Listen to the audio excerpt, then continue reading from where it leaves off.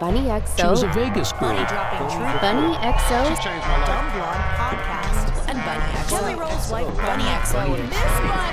Miss Bunnie. Is this thing on? Hello, babies. Welcome back to another episode of Dumb Blonde. Today's guest is someone that I have been dying to talk to, Dr. Sarah Hensley. She's not only a relationship coach, but she's also a badass with a PhD in psychology. Yes. Welcome to the show. Thank you so much for having me. I am so stoked that you're here. I told you just a second ago that before you came on, I was researching you last night and I was just like, oh my God, this woman's brain. I could sit here and pick your brain for days. And also, I didn't pick up on the Southern accent online. Yes. Yeah. You know, people ask me about my accent all the time. And it's funny because when I'm very relaxed, I have more of a Southern accent. And then when I'm like presenting, it kind of fades away a little bit. And I think that's because I took a speech class in graduate school and they tell you, you know, you need to enunciate. And I think feedback I got was like, lessen your accent. So it kind of comes in and out a little bit. And sometimes people notice it when I do more laid back videos on TikTok. I love the accent though. I think Thank it you. adds to your charm because you're already such a beautiful woman. Thank And so you you so got that much. little Southern draw too. I feel like that would draw people from a psychological standpoint. I feel like that would draw more people in because it's so sweet and just like inviting. Aw. So I hear you talk. I have so many questions for you. I don't even know where to start. So I hear you talk about all these attachment styles. Let's talk about all the attachment styles and then tell me what your attachment style is. Yay. Okay. So attachment is on a spectrum. So you kind of have to picture this line with two opposite ends. On one end, we have attachment anxiety, and attachment anxiety always makes you want to seek connection, seek intimacy and closeness with your partner. And then on the other end, we have attachment avoidance, and this makes you want to isolate, go back to your independence, so disconnection from the partner. And then right smack dab in the middle, we have secure attachment, which those people, very few of those people out there right now actually that were born secure. Those people are able to have really healthy romantic relationships. They function very well, very healthfully inside of relationships. So if you just go into this end of the spectrum, like between secure and anxious, there are people that only stay in this space, and we call those people anxious preoccupieds. So anxious preoccupieds usually grew up in homes where they will say, I was loved, my parents were very kind, usually a nuclear family, so parents that stayed married. And they said, you know, my parents got along okay, I had a great childhood. But when I probe further in the attachment interview, I usually find there was something that happened in childhood where there was inconsistency in the affection and the emotional attunement to the child. So it might be something like, well, my parents were really great, but they worked a lot. So my mom had 2 jobs, you know, and so I just didn't see them as much. But when they were home, they were really loving and, you know, really tuned in and very supportive. Or it could be that there were a lot of kids in the family. So maybe we have a home with 6, 7, 8 kids and they were kind of all treated as a group. There just wasn't enough individual attention to go around. Sometimes it was because maybe grandma got sick and moved in. And so then that just pulled the attention away from the kids and attention was on grandma. And so although parents really tried to do their best, they were very loving, they would ask their kids about their emotions, they would not invalidate their children, but they were pulled away for some reason and it was just too inconsistent. And there's this psychological principle called intermittent reinforcement, which is basically this idea where sometimes your needs get met and other times your needs do not get met. And when there's that inconsistency, it creates both anxiety and it creates addiction. So intermittent reinforcement is actually the foundation of addiction. Wow. Where, you know, if you think about drugs, you know, you get high and it's like great and you feel wonderful. And that's when your need is met, right? When your emotional pain is numbed or you get that high feeling. And then when you come off the drug, you get a crash or you come down, you don't feel good. That's your need not being met. And so it's that up, down, up, down. Same with gambling. You bet your money, you win, it feels great, you get the high. You bet your money again, you lose, right? Making you want to bet again. And so what happens to anxious preoccupied people is they are really love addicts. They become very addicted to other people. And they really get a lot of their self-worth and feelings of validation from being in a romantic relationship. I mean, if they're alone or single, to them, that feels kind of like death. Like, I am worthless or I am not worth anything if I don't have somebody loving me. Right. And so anxious, preoccupied individuals will always sort of try to overconnect, seek more connection than most people would want. They really struggle with their own independence in relationships. They really just want to be attached at the hip with their partner, right? It's kind of like, well, once we're in a relationship, we do everything together, and they struggle. Bestie. Yeah, they struggle to meet their own needs. They struggle to self-soothe their own nervous system. They prefer what we call co-regulation, which is my partner needs to come in and be my source of soothing, right? They need to be my source of comfort instead of, if my partner's unavailable or, it's not appropriate to bring my partner in for whatever reason, I can't sit with my own difficult emotions. I need someone there. And they really want it to be the romantic partner to be there to just regulate their nervous system for them. Is that the same as being codependent? It is. They are very codependent. Yes. So yeah, it's an element of codependence for sure. And anxious preoccupieds are very codependent people because there's, codependence is really, I'm not okay if you're not okay. And so anxious preoccupied people are very hyper focused on what does my partner need me to be so that they're okay, so that they will stay in the relationship. And so they have deep fears around abandonment. They have a deep wound around not feeling good enough. And the I'm not good enough wound means that you can try harder, right? If I'm not good enough, I can try harder and then I'll be good enough. And so what ended up happening with that inconsistent reinforcement in childhood is that essentially there were times where their needs were met and they were like, okay, like this feels really good. And then the times where their needs weren't met, they almost questioned like, well, what do I need to do to get my needs met? Right? What do I need to be? Right. And so a lot of these individuals have perfectionistic qualities to them. They really want to try to be what other people want them to be, and they can be big people pleasers in relationships. They don't really look at the other side of the coin, which is my partner giving me what I need inside of a relationship? Because to them, it's like, well, any relationship's better than no relationship.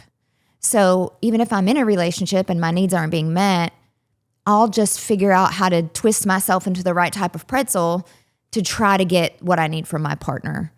And they're very boundaryless inside of relationships. So they can kind of get walked on. And if a fight does start, their approach to conflict is often what we call a fawn response, which is, oh, I'm sorry, it's my fault. Please don't be angry with me. Just whatever it takes to smooth it over, because conflict could lead to abandonment. And that's their deepest fear. Wow. So they very much just try to be pleasing. They're very warm, very kind people. I always say each attachment has a superpower. Mm-hmm. And so the superpower of the anxious, preoccupied person is their warmth and their kindness. And when you meet one, they just exude it. They just are just these people that they're like rays of sunshine. Mm-hmm. They brighten the room. They make you feel so comfortable because they're focused on other, right? Very focused on other people.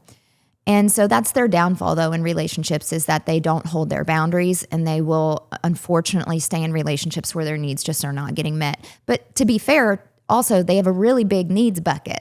Right. So they can be very clingy. They can be extra needy, and they don't really know that they're too needy sometimes, right? They see their partner is not giving enough when sometimes they're asking too much. Right. Because they don't have that level of their own independence and their ability to meet their own needs. Is it possible to have multiple attachment styles? Well, there actually is an attachment style that has the whole spectrum. Oh so my gosh. We have a mixed attachment. So yes, I will tell you all about that. That is so true. But I think in order to understand that attachment style, you have to understand the opposite end of the spectrum. So the people that are like on this end towards avoidance, so they stay between secure and avoidant, they're like, if this is white, this is black. If this is hot, this is cold. I mean, it's polar opposite. It's the dismissive avoidant, okay? And so dismissive avoidance, interestingly enough, one of the things that they share in common with the anxious preoccupied is the majority of them say, I had a good childhood. I knew I was loved. My parents stayed together. My parents were around all the time. And so when I dig deeper, I'm sitting there thinking, okay, but why aren't you securely attached, right? You're sitting in front of me, right? And you have all these issues. What's going on? So I dig a little further and I ask a key question. I said, when you were a child, could you go to your parents for emotional support? And I have to kind of define what emotional support is, which it's like talking about your actual emotions. Like, Mom, this happened to me and I feel sad, or I feel confused, or I feel rejected, or I feel worthless, or I feel whatever.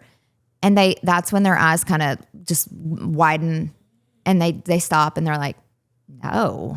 And I'm like, well, why not?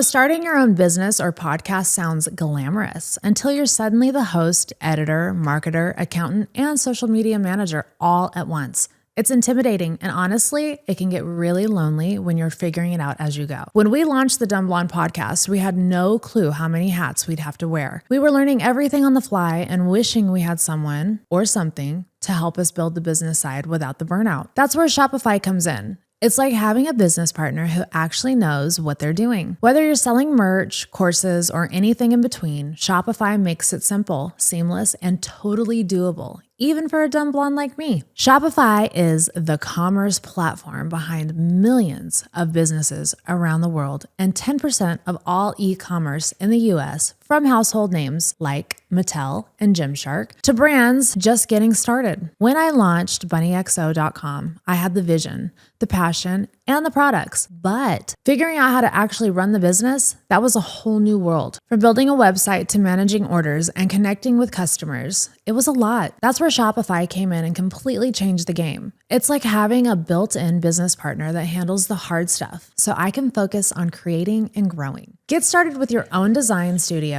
With hundreds of ready-to-use templates, Shopify helps you build a beautiful online store to match your brand's style. Accelerate your content creation. Shopify is packed with helpful AI tools that write product descriptions, page headlines, and even enhance your product photography. Get the word out like you have a marketing team behind you. Easily create email and social media campaigns wherever your customers are scrolling or strolling. And best yet, Shopify is your commerce expert with world-class expertise in everything from managing inventory to international shipping to processing returns and beyond. If you're ready to sell, you're ready for Shopify. Turn your big business idea into cha-ching with your Shopify on your side. Sign up for your $1 per month trial and start selling today at shopify.com/bunnie, BUNNIE. Go to shopify.com/bunnie. Shopify.com/bunnie. The most known secret with celebs and influencers, so many have had lipo, whether it's small touch-ups or total makeovers. No one has a perfect body. But lipo has changed, and Sono Bello has been at the forefront with using LAL technology and getting these beautiful natural outcomes for each person. Our friends at Sono Bello are offering you their best deal. You're now included in their spring savings event, but appointments are limited, so please get on this. Sono Bello doctors are masters in micro laser fat removal, a brilliant technique that removes stubborn fat permanently wherever your problem areas. Tummy, love handles, thighs, arms, it's gone in one comfortable visit. Eating healthy and workouts are great. Keep doing that. But if you want to lose that stubborn fat in one visit, check out Sono Bello. Schedule your free consultation now at sonobello.com/blonde. That's sonobello.com/blonde. And their answer is almost always the same. I just wouldn't have done that. And they have no real insight to why. They just go, I just wouldn't have done that. And I'm like, so was that just not the norm in your family? Like nobody talked about emotions? They're like, oh no.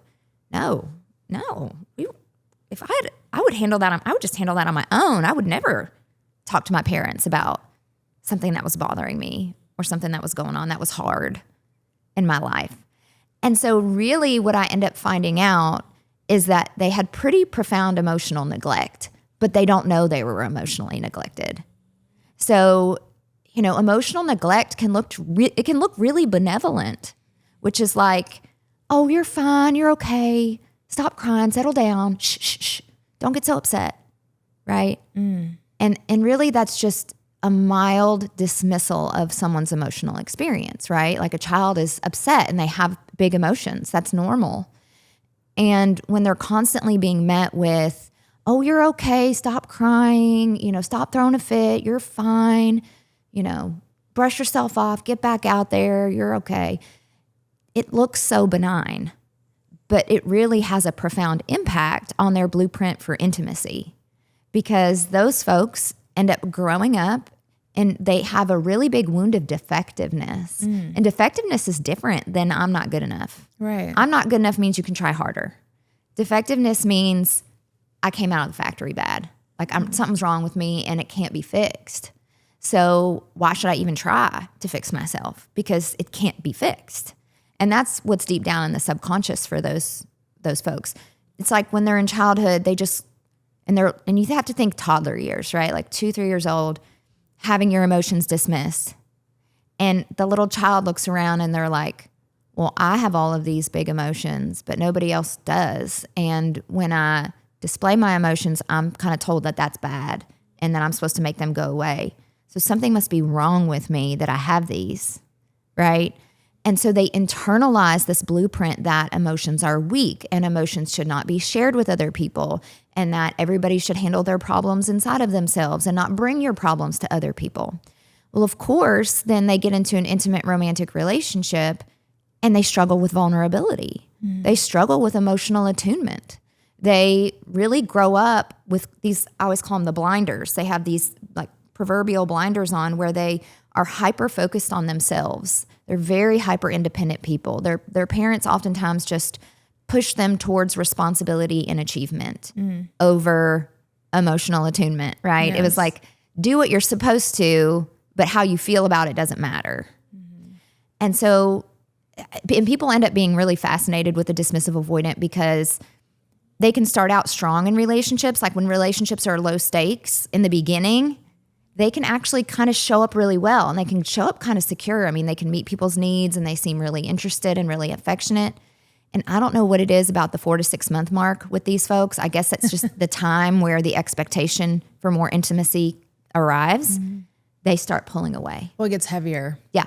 You know, it's more settled in, and it's more like, you know, like this is really happening. Yeah. And This isn't conflict. just the fun first 3 months. Yeah. And it's when conflict might start to creep up, right? As people start to show a little bit more of who they are and their differences start to pop up, they really pull back. Yeah. And they can really just drop off, and it can lead people feeling just kind of abandoned and betrayed. Like, where did you go? Right? You were this loving, affectionate person, and now you barely talk to me, text me. You know, it's like they breadcrumb. They throw little breadcrumbs out there just to keep you hanging on. And if they do make it to marriage, which a lot of them do, because they're dismissive avoidant people are also very concerned about what the outer world thinks. A lot of that family dynamic was about, you know, we behave well, we achieve, we're responsible people. And so they make it to the marriage stage because it's what they're supposed to do, right? They view it as like, this is a cultural milestone I'm supposed to meet, but they are not equipped for a marriage relationship. And when they make it towards that step, that commitment actually usually makes them pull away more. And they end up having affairs. They are the most likely to cheat of all the attachment styles because they develop all of their wounds around intimacy just start to really rise. The more connection, the more conflict, the more intimacy, their wounds around that being weak and icky and not okay just start to rise. And so they pull back from it, right? And they really struggle to meet people's needs. They struggle to prioritize their partner. They tend to be workaholics or hobbyaholics because they suppress all of their emotions. And so you have to have something to distract yourself to stay suppressed. Yeah. So they can really be into their work, or they have hobbies. Or dismissive avoidant women are actually a lot of times really into, like, hyper into their kids and ignore their spouse because they're just, you know, that afraid of intimacy deep down. And then we have the combo attachment style. Yeah, I want to hear this because I used to think I was a dismissive avoidant, and now that I've heard it, I'm like, I feel like I have a little bit of everything. Yeah, I'm just a whole smorgasbord. But I didn't have a good childhood, so I would be the first one to be like, "Yep, it came from my childhood." Yes. You know? So the attachment style that has the whole dang spectrum is called the fearful avoidant.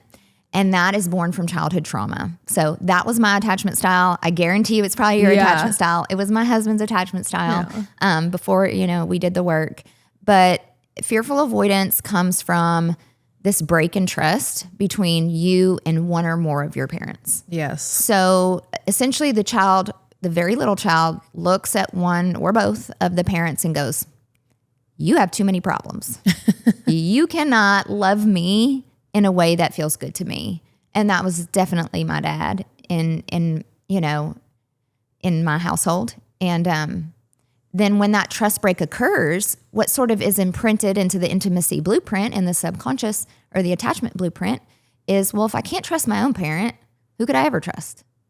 Right? Yeah. And so they have this big wound around betrayal that they carry with them. And it almost becomes like this filter in their relationships where it's like anything the partner does, they almost filter it as they must have the worst intentions for me, or they must have meant something negative by that, or they must feel a certain way. Because fearful avoidants are very hypervigilant people. Like you may notice, I don't know if in your own childhood, if you walked into the room, you had to read the room. Oh, absolutely. Right? Yeah. And that makes you very hypervigilant. Like look around like, well, is dad okay? Right? So you read the expression, or you read the tempo, you read the vibe, right? And so fearful avoidant individuals grow up and they're hypervigilant adults. They're very hyper attuned to other people's emotions, other people's expressions, other people's tone of voice. They notice patterns very quickly. Yes. They're emotional supercomputers. Like they process emotions really, really quickly and make sense of situations really, really quickly. And when you think about what childhood trauma does to you, that's a survival strategy. Yes. You can ask anybody from my team. I'll walk into a room and I call everybody. I'll be like, this person's this, and within the first 5 minutes. Yeah. And they used to be like, you're crazy. And then now after working with me for 7 years, they're like, this is fucking insane It's that a you can read superpower. people like that. Yeah, it's a superpower. It's hyper empathy. And it can almost be dysfunctional empathy because you feel it in yourself. You'll feel it in your own body. Like you can read someone's face and you're like, I know what's going on with them. Like, I'm not going to talk, like, better stay back, right? Or, okay, this person is inviting, Safe. right? Yeah. Safe. So yeah, and that hypervigilance, it's a big downfall in the relationship because maybe your spouse says something to you and it's really benign. They didn't mean anything by it. It's very neutral, but your filter hears it as rude, right? And so you're like, why did you say, like, why are you being rude? And they're like, what are you talking about? Yeah. Right? And it can start a fight. So the filter isn't always necessarily perfectly accurate, but it's pretty good because a lot of times maybe they didn't mean it to be rude, but there was a little element, tiny element of emotion, of frustration that was behind what they just said and maybe had nothing to do with you, but you could, the fearful avoidant can pick up on it. Oh, anytime my husband says we need to have a talk or let's get together and let's have Mimi's laughing.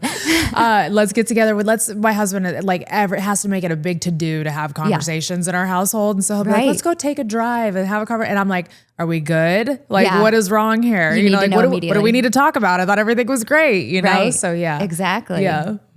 Yeah. So the fearful avoidant, they have what we call high trait variability, meaning that they just all kind of look a little different. The analogy I like to give is, an anxious preoccupation. Hey guys, if you want to hear the uncensored version of this, head over to our Patreon at dumbblondeunrated.com, where we have all the fun, all the unedited stuff, all the explicit stuff. Come on over. Goodbye.